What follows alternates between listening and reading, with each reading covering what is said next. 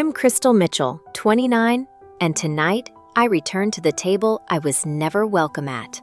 Maison Elite, expensive and cold, where my perfect sister Flora's engagement is being toasted with vintage wine and fake smiles. 5 years ago, I walked away from this family and their smug disapproval of my lowly culinary dreams. They said I'd never make it. What they don't know is I now own the very kitchen that catered tonight's event. As I slip into my black dress, one thought slices through the nerves. This isn't just dinner, it's a reckoning. If you've ever come back stronger just to face the ones who counted you out, like, subscribe, and stay tuned.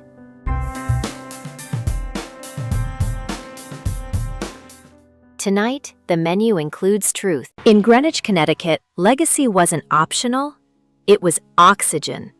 The Mitchells didn't raise children, they crafted resumes. My mother, Margaret, perfected the art of appearances. My father, Richard, measured love in achievements. Flora was their pride. Yale Law, debate champion, sculpted from ambition. Arthur, the golden boy, fluent in numbers and arrogance, already primed for a corner office on Wall Street. And me, Crystal, the middle child with flour on her sleeves and fire in her veins. While they raised glasses at galas, I was in the kitchen with Elena, our housekeeper. She saw what they refused to, talent. "You cook like you feel," she'd whisper, handing me a spoon. But when I dared to mention culinary school, my father dismissed it like a stain. Mitchell's hire chefs, they don't become them. So I played along. Business school, Dartmouth, hollow nods of approval. But behind closed doors, I cooked. Secret supper clubs, hidden internships, passion disguised as electives. Then fate intervened. Chef Laurent Bisset, a legend with 3 Michelin stars, tasted my food at a university gala. "Who taught you?" he asked. "I did," I replied. He didn't blink. "Come to my kitchen. You're meant for more." 2 weeks later, I dropped the bombshell. My parents' silence was surgical. "You're throwing everything away," my father growled. My mother's support vanished. Flora sneered. Arthur offered a pitying glance. I walked out with a suitcase and a purpose. What followed nearly broke me. Grueling hours, burned hands, ramen dinners, but under Laurent's guidance, I sharpened more than knives. I found power.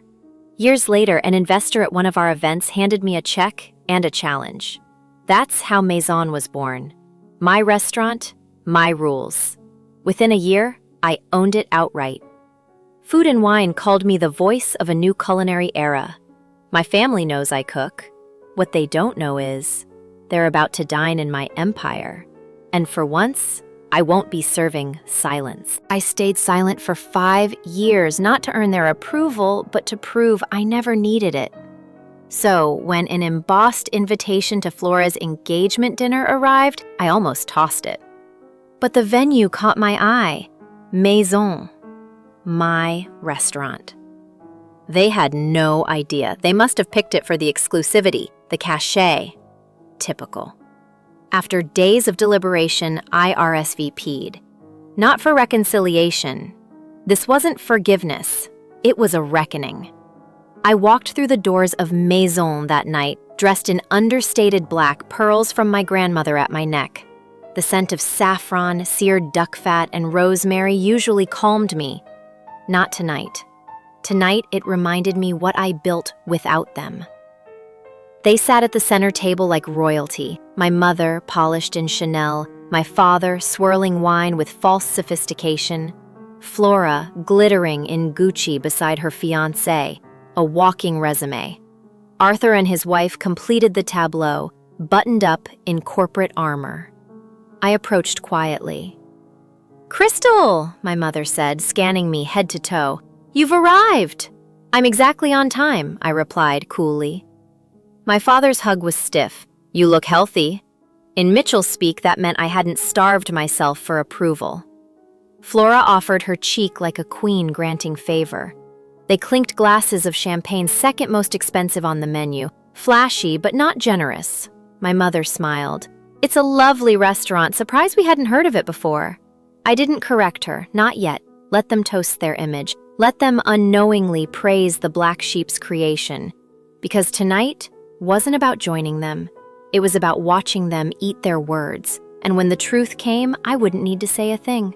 The food would speak for itself. From the moment I sat down, the staff's glances said it all. Jose, our sommelier, caught my eye as he approached with the champagne. I gave the smallest shake of my head. No need to expose who I was. He nodded, playing along. My father loudly announced Flora's engagement, fishing for special treatment. Jose remained polished. When I mentioned the restaurant's exclusivity, Bradley smirked. Connections, he said. I stayed silent. He'd unknowingly used a favor from one of my investors. We toasted. The champagne was served at the perfect chill, just as I'd trained my team. Then came the inevitable. So, what have you been up to? My mother asked, smile tight. Working in food, I answered. Flora rolled her eyes. Arthur made a sly jab about how not everyone could handle corporate life. Bradley asked what I really did. I kept it vague. Jessica brought the amuse-bouche, my creation, compressed watermelon, fermented garlic, microgreens. My mother barely nibbled. My father swallowed it whole. Bradley tried to sound sophisticated, failing miserably. Flora didn't touch hers. I don't do raw garlic, she said. It wasn't raw, but they never really listened. As I watched my team move gracefully through the dining room, I felt something rare. Pride. Not in pleasing my family, but in the space I'd built without them. Maison wasn't just a restaurant. It was my home, my defense. And tonight, it was my quiet revenge. Because they weren't just here to eat. They were unknowingly sitting inside the very legacy they said I'd never build. As the staff moved with quiet precision, I noticed the flickers of recognition in their eyes. Jose, our sommelier, glanced at me as he presented the champagne. With a slight shake of my head, I told him to treat me like any other guest. Excellent choice, he said to my father, pouring with grace. We're celebrating an engagement, my father announced, hoping for special treatment. Congratulations, Jose replied warmly. I raised my glass, masking my amusement. Surprised you got a table, I offered. I know people, Bradley smirked. I bit my tongue. He had no idea he was here because I allowed it. My mother leaned in, voice syrupy. So, what have you been doing all these years? 5 pairs of eyes locked onto me. Working in food, I said evenly. Learning, growing. Flora sighed. Still with that phase, Arthur chimed in, tone condescending. Not everyone's built for the corporate world. I stayed quiet, let them think what they wanted. Jessica arrived with the amuse-bouche, compressed watermelon, black garlic, and microgreens.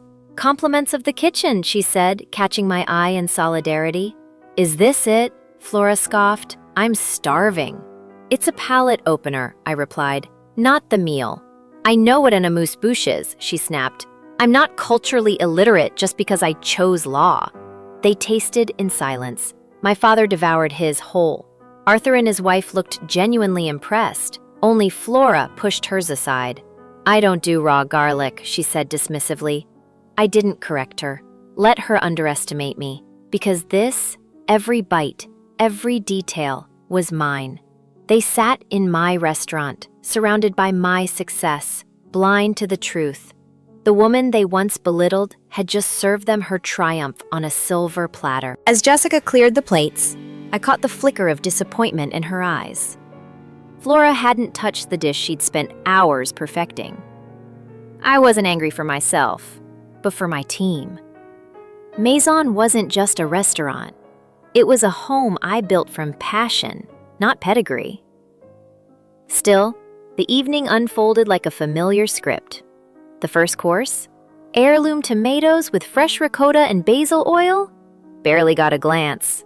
Flora shifted the conversation to her wedding, treating the guest list like a portfolio. It's networking, Bradley said proudly, while my father nodded in agreement. I gently asked if 400 guests might be too many, and was met with a dismissive social capital, as if that justified it. Then came the inevitable pivot. Any prospects, Crystal? or still playing in the kitchen?" Flora asked, her tone sweetly cruel. "I'm focused on my career," I replied. Arthur chuckled. "Is that what we're calling it now?" My mother jumped in, suggesting Margaret Whitley's son a very stable hospital administrator. I declined politely, but she pressed on, warning that time was running out, especially for someone in my situation. I didn't respond. Instead, I watched as the second course seared scallops with brown butter and pickled ramps was served. My father nodded in approval. Bradley sipped the wine I'd hand-picked, shrugged, and said, "Decent, not exceptional." They still didn't know. But soon, they would. Allison tried to loop me in politely, but I knew what was coming. Arthur, always towing the line between teasing and dismissal, hinted vaguely about my food gig. Before I could clarify, Flora cut in with a smile that never reached her eyes. "She's probably hostessing somewhere cute menus and aprons," she said. My father chuckled. "Well, at least she's working, though after 5 years you'd hope for more." I kept my composure. "I've advanced," I said simply. Flora didn't back off. "To what, line cook, barista?" Her words were knives, but I stayed calm. Then, turning the tables, I asked Flora how her job was going. Silence. "I'm between positions," she muttered. "Bradley jumped in like a PR agent. She'll focus on charity work. My wife won't have to burn out at a firm." Her jaw tightened before she forced a smile. When my signature pasta arrived, spring peas, pancetta, mint hand-rolled into ribbons, they barely noticed the effort. "Too small," my mother sniffed. "We paid for dinner, not decoration." Flora poked at her plate. "This tastes green." Then came the attack. "So, Crystal," she said too loudly, "how exactly are you affording this place?" I paused, fork in hand. "I manage just fine." "Oh, come on," she pushed. "This is one of the most expensive restaurants in the city. Are you dating a banker or just maxing out your credit cards?" All eyes turned to me, some amused, others curious.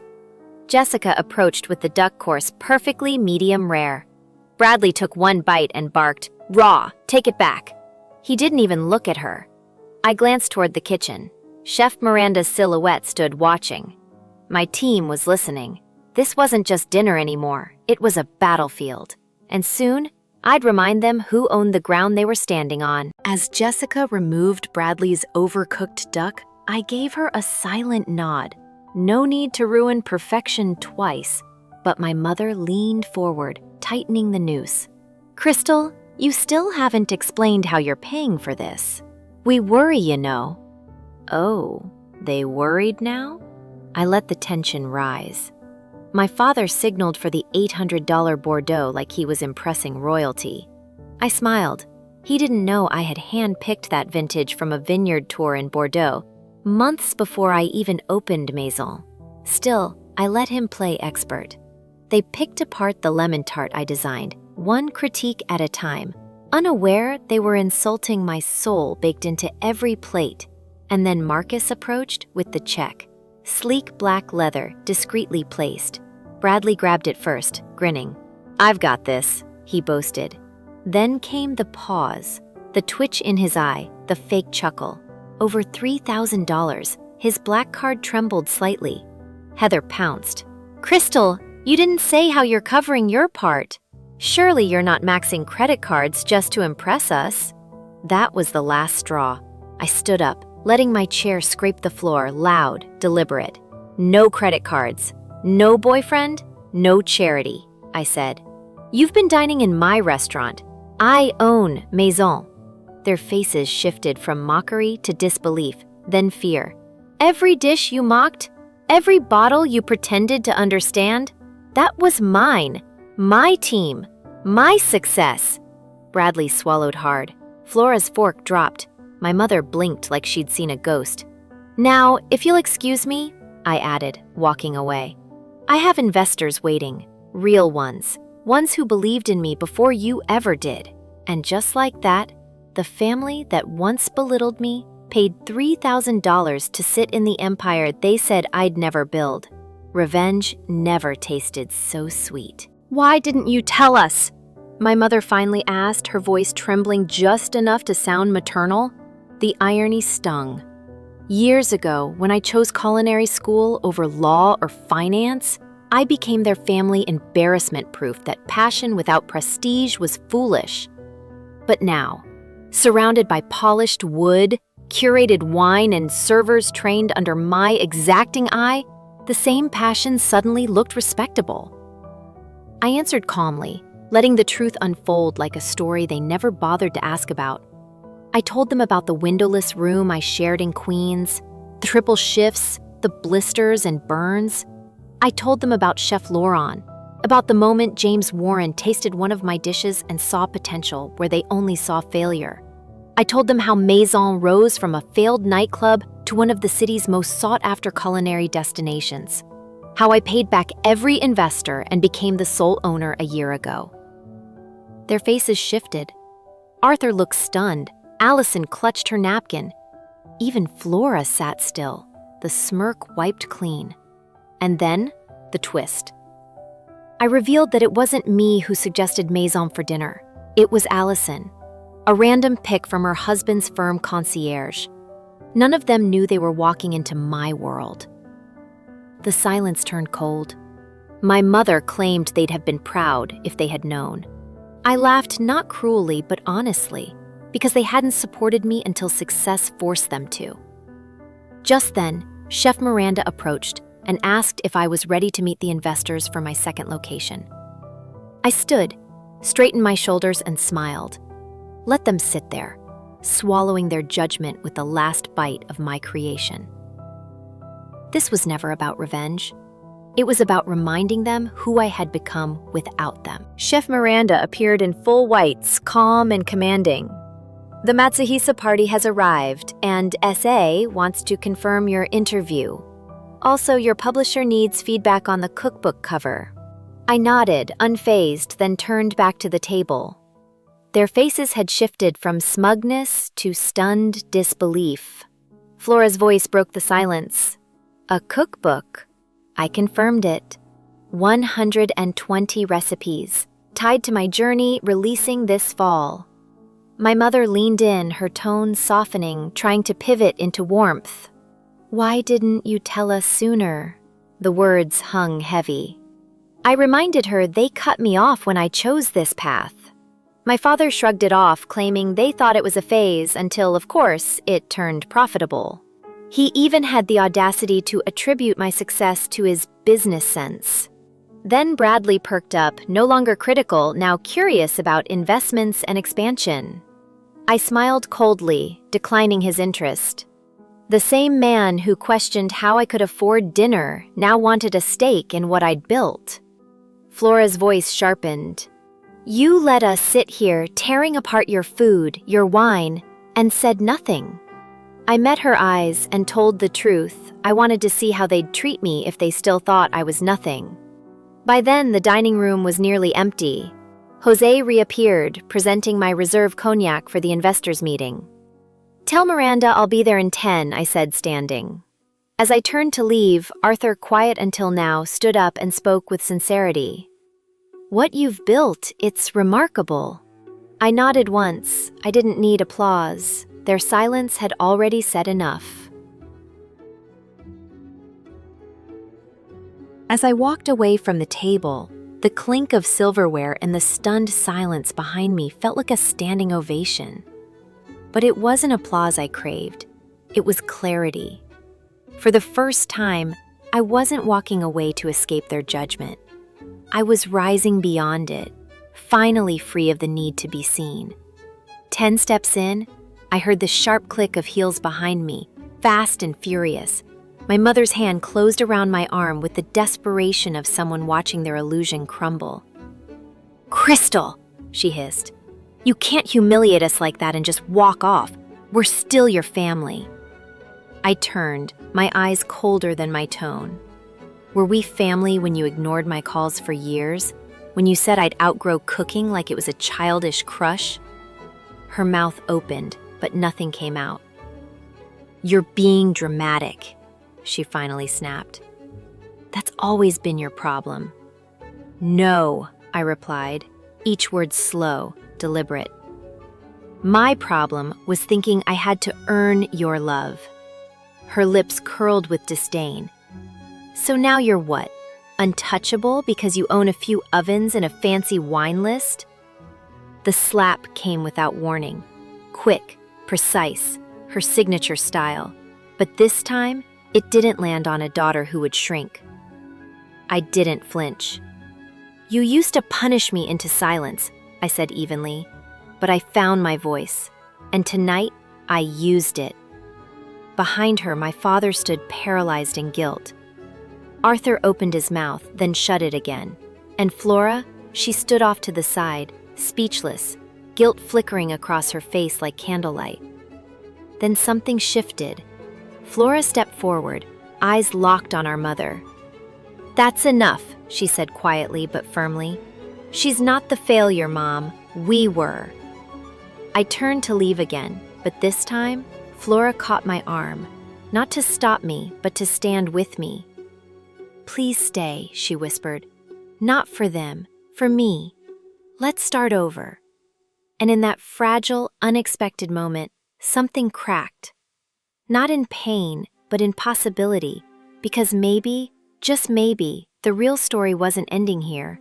It was finally beginning. I was halfway to the private dining room where real respect waited in the form of investors and chefs who believed in me when I heard the unmistakable click of heels.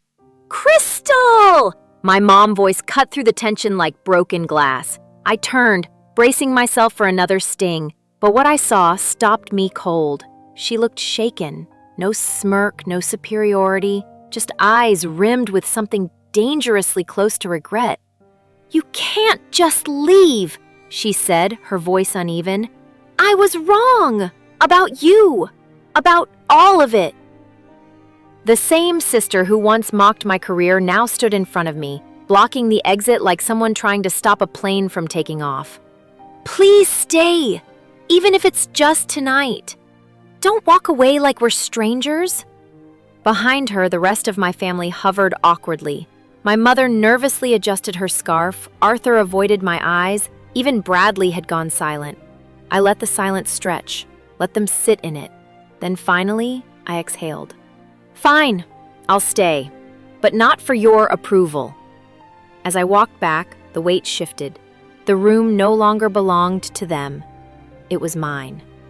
Back at the table, I offered calmly, "If you'd like, I can host your rehearsal dinner here. Consider it a gesture, not a favor." My mom blinked, stunned. "You'd really do that?" "You're still my mother," I said, "but this time, I'm not the one trying to prove I belong. I know I do." And as I lifted my glass, they raised theirs too this time, not in pity, but in awe. After the party, I came back toward the kitchen, my sanctuary, my legacy. I felt the true weight of what had shifted. It wasn't just that my family had finally seen what I'd built. It was that I had stopped needing them to see it.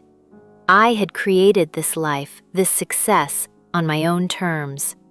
That truth was the only validation I would ever need. 2 weeks flew by. The spring menu came to life. Cookbook meetings filled my mornings, expansion talks my nights. Yet the memory of that dinner lingered, unresolved but softened. Brunch the following Sunday surprised me. I took them to Alma's, a tiny diner where the paint chipped and flavors soared. My parents looked uneasy until the food spoke for itself. My father, who once mocked my career, wiped his plate clean with warm sourdough and muttered, "Didn't know eggs could taste like this." Later, alone in my restaurant after hours, I watched my team, Jessica humming, Jose rearranging bottles, Marcus double-checking the wine list. My phone buzzed. It was Flora. "Florist drama. Need coffee. Could use your no BS advice." I stared at the screen, smiling faintly. This wasn't about flowers. It was a quiet invitation back into a relationship redefined. My mother had called 3 times. My father sent me an article about female chefs breaking barriers. Even Arthur wanted to bring his kids to see the kitchen. So they know success doesn't have to look like mine, he'd said. No dramatic apologies, no tearful embraces, just slow, tentative steps toward mutual respect. And that, I was learning, was the real victory. The most profound shift wasn't how my family finally saw me, it was how I learned to see myself. For so long, I had existed in their orbit, like a shadow waiting for permission to shine. Every success I chased was laced with the hope that they'd finally say, "We're proud of you." But when the truth finally surfaced, when they learned I had built Maison from the ground up without their support or approval, something in me settled. Their praise, once oxygen, had become irrelevant. I didn't need applause. I had my own voice now. And instead of asking for a seat at their table, I built one of my own, solid, enduring, and open only to those who came with respect. That power didn't scream. It whispered in the quiet confidence I carried each day I walked through my kitchen doors. 2 weeks after that dinner, Maison's kitchen transformed into something more personal. Every Saturday morning, I opened it to 8 young chefs, most from the kind of beginnings I once had. Knife skills, plating, flavor theory, yes. But more than that, I taught them resilience, belief, grit.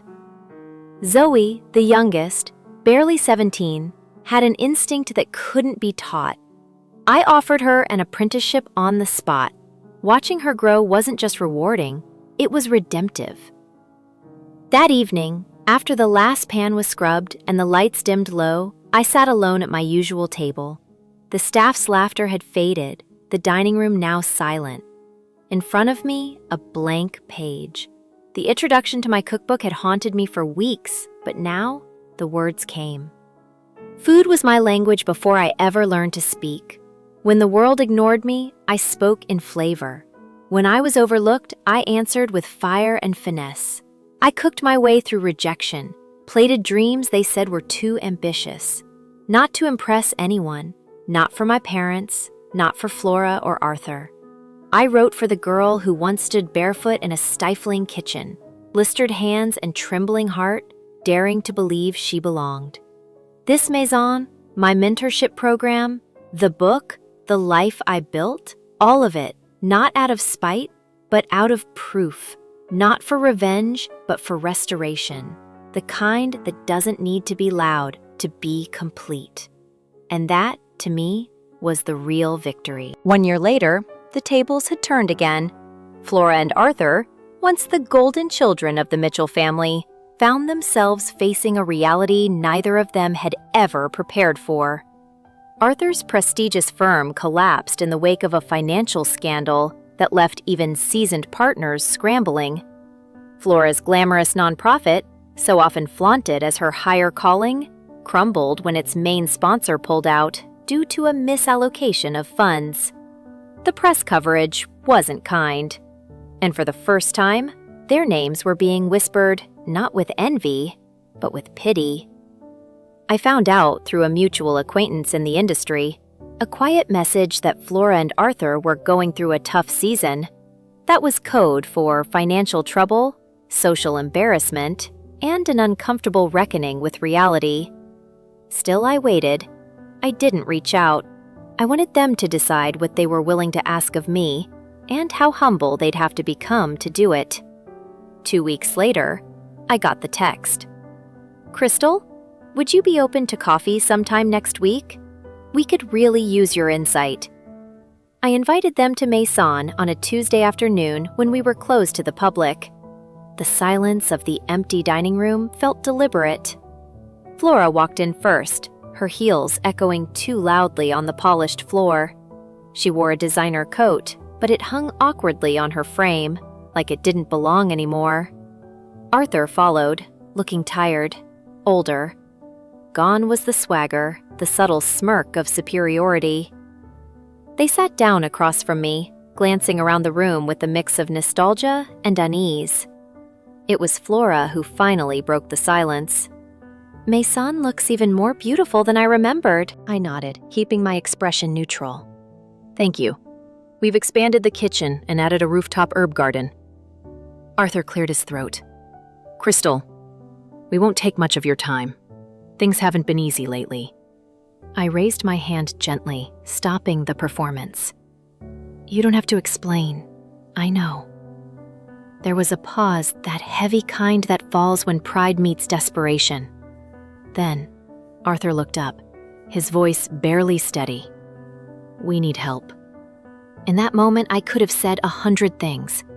I could have reminded them of the dinner where they mocked me, of the years I spent proving myself without a single call of support. But I didn't. Because real power doesn't need to humiliate. It listens. It understands. It chooses who to lift. So, I helped. Quietly, efficiently. I gave them a financial bridge loan from my private reserve. No paperwork, no press. I connected Arthur to a boutique consulting firm I respected and trusted. I referred Flora to my accountant, who discreetly helped them navigate their spiraling debt. And not once did I gloat. As they stood to leave, Arthur hesitated. We never expected this kindness. Flora added softly, especially after how we treated you. I looked at them, not as enemies but as people, flawed, fragile. I remember what it feels like to have no one believe in you. I won't do that to someone else, not even to you. The moment hung in the air like a blessing. Later that evening, as I watched them exit the glass doors of Maison, their shoulders a little straighter, their heads not quite bowed, I felt something rare. Not pride, not revenge, peace.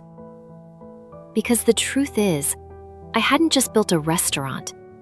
I had built a world, one where grace could exist without permission, one where healing didn't require apologies, just action, one where the woman they once called a disappointment had enough strength to carry them, even if they never carried her. And that, I realized, was the life I had always deserved to live. Have you ever found yourself at that impossible crossroads where one path is paved with the expectations of others, and the other leads into the unknown, lit only by the flicker of your own passion? If you've ever stood there, heart pounding, wondering whether you were foolish for dreaming differently, let me tell you something that took me years to learn. You are not alone. I stood at that very same junction, torn between the safe life others envisioned for me and the uncertain journey I knew I had to take to honor my true self. For a long time, I tried to be who they wanted me to be. I traded authenticity for acceptance, passion for predictability. I wore success like a mask, hoping it would earn me love. But approval built on pretending is fragile. It crumbles the moment you stop performing, and one day, I just couldn't do it anymore. I walked away not because I had a clear plan, but because I finally understood that living someone else's life was slowly silencing my own. It wasn't easy. There were nights I cried myself to sleep, wondering if I had made a mistake. I failed, I got back up, I failed again. But in those quiet, messy, deeply human moments, I discovered something more precious than any title or praise. Peace. The peace that comes from showing up fully as yourself, even when no one claps for it. So if this story resonates with you, if you've ever felt like the odd one out at your own dinner table, or like your dreams were too big, too strange, or too risky, know this. Your voice matters. Your journey matters. And even if the world doesn't understand it yet, that doesn't mean it's wrong. Just when I thought the dust had finally settled, Flora called, her voice shaking, her words laced with urgency. I froze, pulse quickening. Whatever peace I'd found was about to be shattered. Maybe the real storm hadn't passed. maybe it was only now about to begin. Have you ever felt like your story was over, only to discover a whole new chapter waiting in the shadows?